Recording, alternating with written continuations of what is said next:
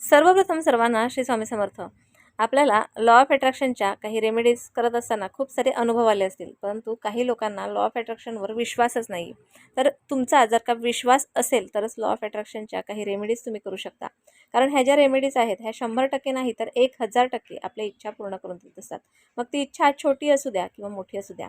आजची जी टेक्निक आहे ती विस्पर टेक्निक असं त्याला म्हटलं जातं.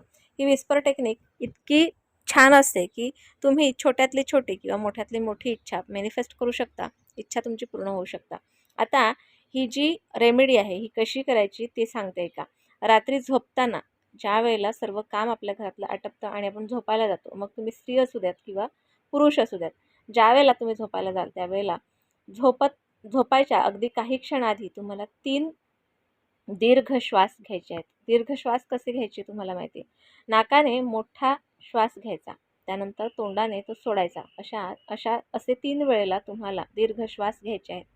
आणि त्यानंतर तुमची इच्छा काय आहे ती तुम्हाला इच्छा म्हणायची. इच्छा कुठलीही असू द्या. तर तुम्हाला उदाहरणार्थ सांगते, तुम्हाला महिन्याचे 1,00,000 पगार कंपनीतून मिळते किंवा तुम्हाला तुमचं लग्न झालेलं आहे किंवा तुमचा जो व्यवसाय आहे हा एकदम छानपैकी चाललेला आहे, अशा पद्धतीने तुम्ही तुमची इच्छा म्हणू शकता.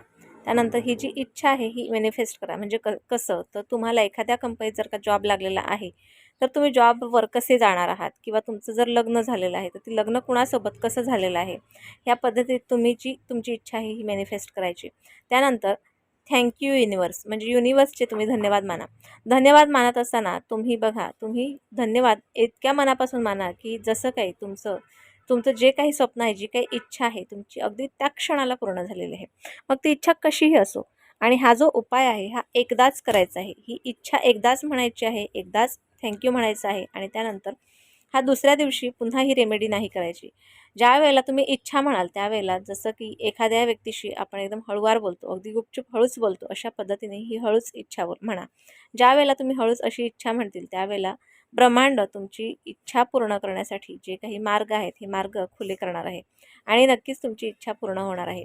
ही इच्छा तुम्ही सुरुवातीला एक छोटीशी इच्छा पूर्ण करण्यासाठी रेमेडी तुम्ही नक्की करू शकता. त्यानंतर छोटी इच्छा पूर्ण झाली की मोठी इच्छा पूर्ण करण्यासाठी ह्या रेमेडीचा तुम्ही वापर करू शकता. बघा, ज्या वेळेला आपण एकदाच बोलतो आणि सोडून देतो त्यावेळेला ब्रह्मांडाला असं वाटतं की ही जी इच्छा आहे ही कायमची पाळलेली इच्छा आहे, त्यामुळे ही आपल्याला पूर्ण करायलाच हवी आणि नक्कीच तुमची ती इच्छा पूर्ण होत असते.